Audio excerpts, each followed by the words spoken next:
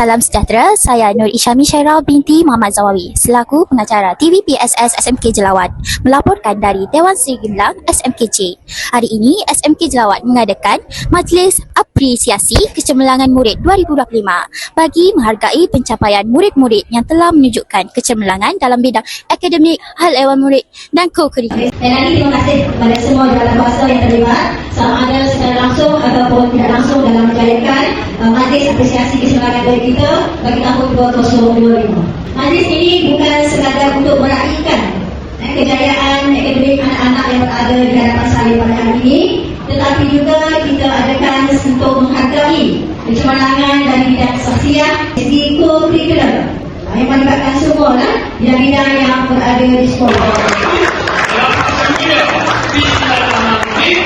Saya kepimpinan guru sekolah, kepimpinan dalam sekolah dalam paksanya memastikan majlis apresiasi kecemerlangan murid SMK Jelawat tahun 2025. Majlis pada hari ini berlangsung dengan meriah.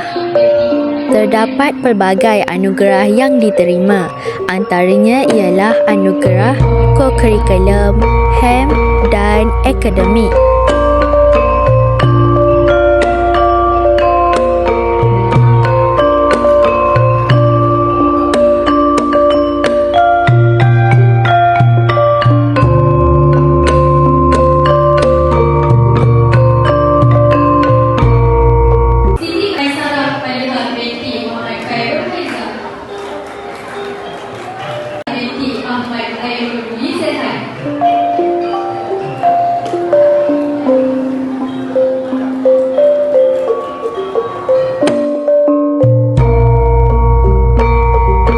Saya bersama Puan Kasmiza binti Ibrahim selaku SU program ini. Okey. Assalamualaikum Cikgu. Waalaikumsalam. Terima kasih kerana sudi bersama TVPSS. Okey, sama-sama. Saya ada dua soalan kepada Cikgu. Soalan yang pertama, pandangan Cikgu, apakah tujuan utama Majlis Apresiasi Murid ini diadakan? Okey, pada pandangan saya, tujuan diadakan majlis ni adalah untuk menghargai para pelajar yang selama ini betul-betul lumus, tidak kira lah dari segi akademik, sasiah dan juga dalam bidang co-curriculum lah. Apakah harapan Cikgu terhadap program ini? Okey, pertamanya harapan saya majlis ini berjalan dengan cemerlang, dengan lancar. Yang kedua, dapat memotivasikan pelajar-pelajar yang lain lah untuk lebih cemerlang. Cikgu kerana meluangkan masa.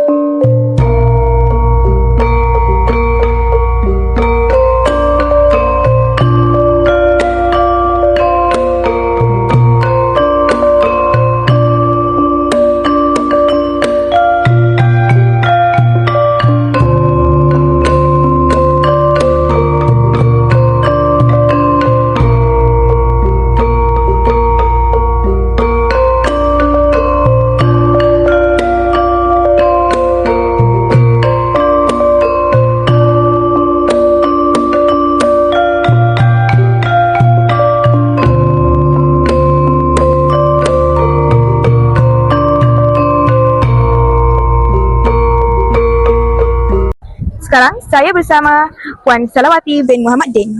Tujuan majlis apresiasi ini diadakan sebenarnya adalah untuk mengiktiraf pelajar-pelajar sekolah menengah kebangsaan Jelawat yang telah menyumbang kepada sekolah, antaranya dalam bidang kurikulum, dalam bidang HEM dan juga bidang co-curriculum. Harapan Cikgu terhadap program seperti ini ialah semoga pada tahun-tahun yang akan datang kita akan terus menganjurkan program ini bagi memberi motivasi kepada pelajar-pelajar agar mereka lebih berminat untuk belajar dengan lebih gigih. Itu saja pendapat Cikgu. Terima kasih Cikgu.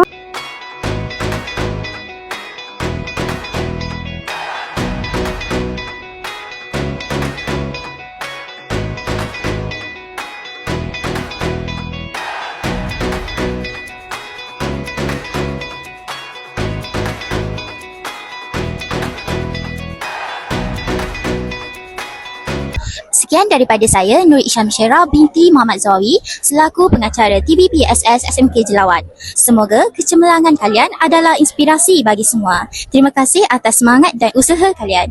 Jelawat hebat. Assalamualaikum warahmatullahi wabarakatuh.